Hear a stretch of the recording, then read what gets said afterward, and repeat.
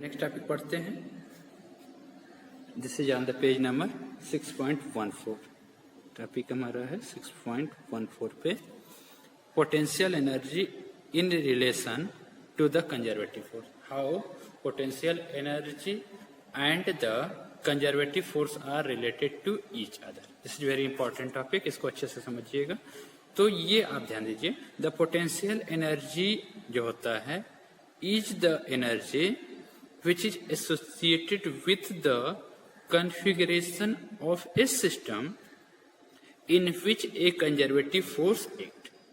हम समझेंगे इसको मैथमेटिकली भी हम अभी दिखाएंगे। तो हमारा जो कंजर्वेटिव फोर्स होता है which is acting on the particles of a system, उनके बीच लगेगा। जैसे मान लीजिए कोई भी सिस्टम है, तो कोई भी सिस्टम के अंदर पार्टिकल्स है, दे हैव द मासेस, और उनके बीच हमेशा ग्रेविटेशनल फोर्स एक्ट करता है। तो because of that they have the energy, कुछ वर्क करना पड़ता है, they have to stay at their position. तो that energy is the potential energy. ये इंटरनल मीनिंग है पोटेंशियल एनर्जी और कंजर्वेटिव फोर्स के बारे में। तो इसको mathematically how it is related to each other, we are going to suppose that कि हमने क्या कर लिया, वी कंसीडर एफ एक्स। ये क्या बताता है कि force is the function of the position. Function ये प्रोडक्ट नहीं है, आप हमेशा देखिएगा जब आप मैथ में पढ़ते भी होंगे फंक्शन, तो ये एक्स जो ब्रैकेट में लिखा जाता है, दिस शोज दैट कि this is the function of X. Force is the function of X means position. और ये क्या है, is conservative force. Conservative force हमने ले लिया, ठीक। ये F X is a conservative force which act work W on a particle of a system. Clear? Then there will be a change in potential energy. देन हमने क्या कर लिया, change in potential energy. Change in potential energy हमने कितना ले लिया, delta you.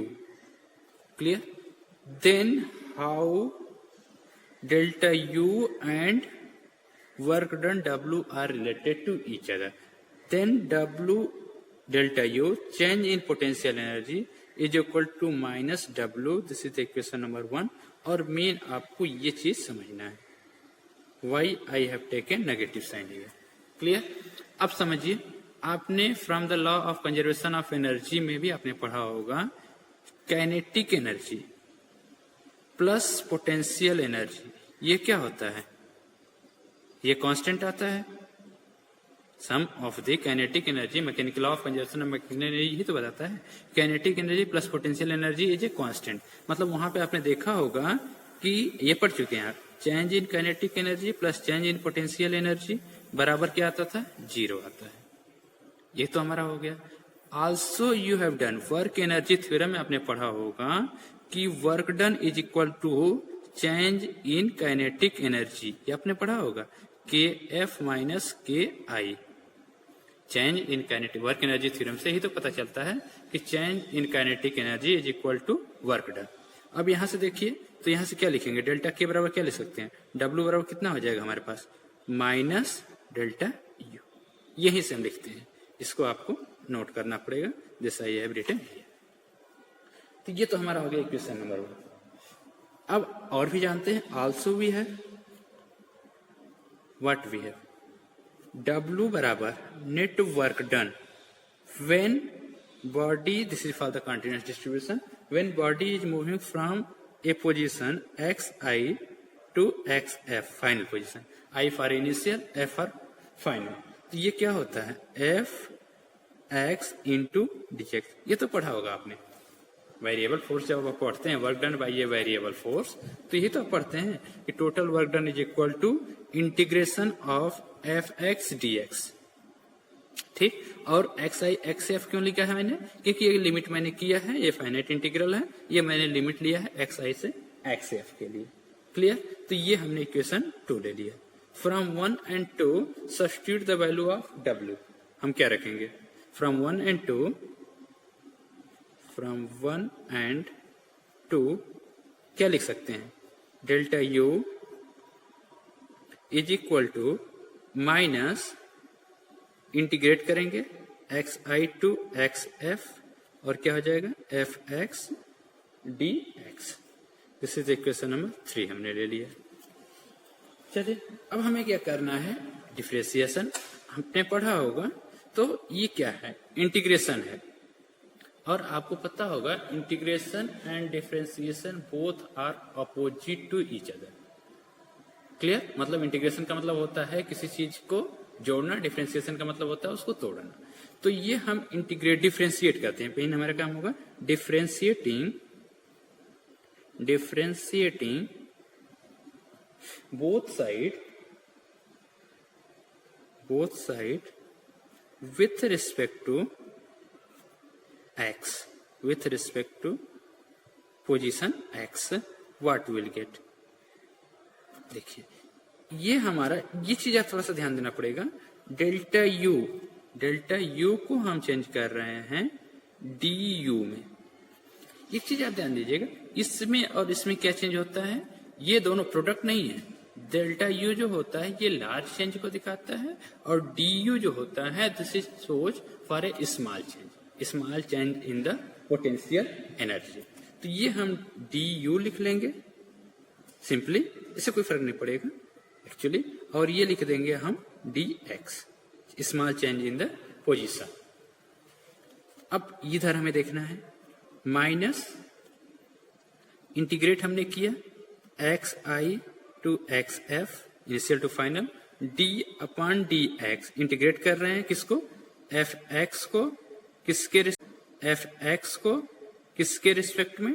D x के रिस्पेक्ट में।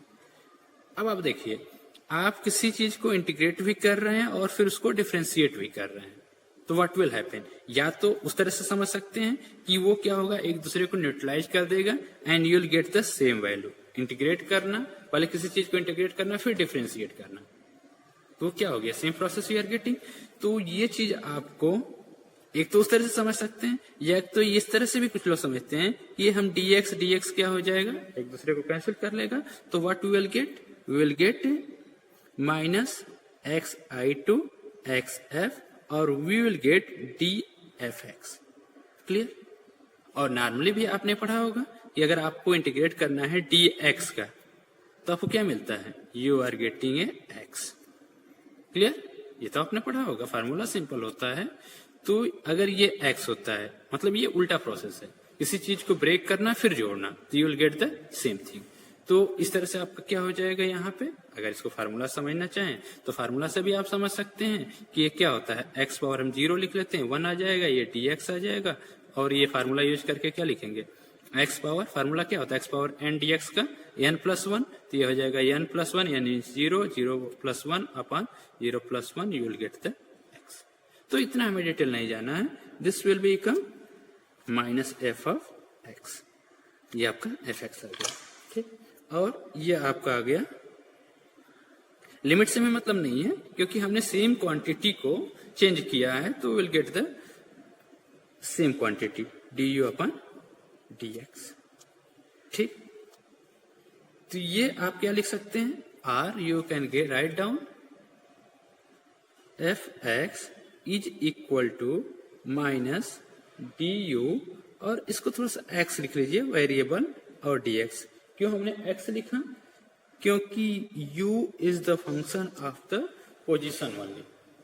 ठीक, एंड पॉइंट्स ओनली, x पे डिपेंड करता है, इनिशियल पॉइंट पे और फाइनल पॉइंट्स पे डिपेंड करता है। तो ये हमने लिख लिया।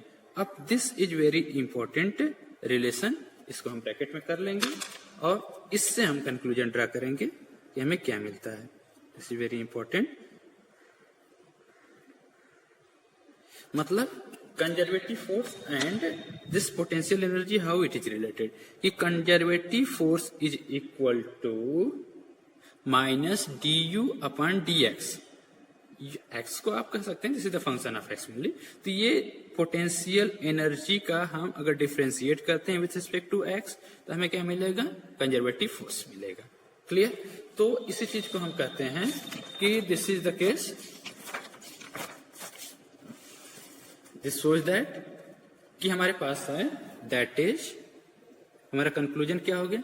अब ये थोड़ा सा ध्यान दीजिएगा कि जब किसी भी क्वांटिटी का वेरिएशन, नोट आप कर लीजिएगा, हम जब बात करते हैं D Y upon D X, ठीक, तो हम कहते हैं कि Y varies with the X. ये हमारा अगर मान लीजिए पोजीशन है, ठीक, तो इन दैट केस हम इसको बोलते हैं ग्रेडियंट ऑफ वाई, ठीक, ग्रेडियंट वर्ड यूज करते हैं, ग्रेडियंट, ठीक, ग्रेडियंट ऑफ वाई, ठीक। और जब आप लिखते हैं D Y upon D T, मतलब variation of Y with respect to time, अगर हम टाइम वेरिएशन देखते हैं तो इसको बोला जाता है rate, rate of change of Y, ठीक। तो जैसे आपने पढ़ा ना, rate of change of the distance या डिस्प्लेसमेंट को स्पीड और वेलोसिटी बोलते हैं, तो वो चीज होती है। तो इसको आप नोट कर लीजिएगा। तो अब हमारे पास क्या मिला, एफ बराबर माइनस डी यू एक्स चाहे तो लिख सकते हैं अपॉन डी एक्स। तो इसको क्या बोलते हैं, ये आपका क्या हो गया, पोटेंशियल एनर्जी का ग्रेडियंट किसके बराबर हो गया, फोर्स के बराबर, कंजर्वेटिव फोर्स के बराबर। दिस मीन्स कि that is potential energy can also be defined, can also be defined as a function, this is a function of x, as a function whose negative gradient, इस बात को समझिए, मतलब जब u x का हम negative gradient लेते हैं तो हमें क्या मिलता है, conservative force, whose negative gradient gives force. Clear कि हमारा पोटेंशियल एनर्जी क्या है, पोटेंशियल एनर्जी एक ऐसा फंक्शन है जिसका हम नेगेटिव ग्रेडियंट ले लें तो हमें क्या मिलना चाहिए, कंजर्वेटिव फोर्स मिलना चाहिए। Also we can define its opposite, कि क्या होता है, कंजर्वेटिव फोर्स क्या होता है, this is the negative of the gradient of the potential energy. Also in terms of potential energy, also in terms of potential energy, the conservative force can be defined as the negative gradient, देखिए negative gradient, formula से clear है, gradient of the potential energy. This is about the relation between potential energy and the conservative force. मतलब potential energy क्या होता है, ये ऐसा function है जिसका नेगेटिव ग्रेडियंट जो होता है वह हमें कंजर्वेटिव फोर्स देता है। या कंजर्वेटिव फोर्स क्या होता है, it is the negative of gradient of A potential energy. और इसका सिंपल हमने प्रूफ कर दिया कि this way the case of that.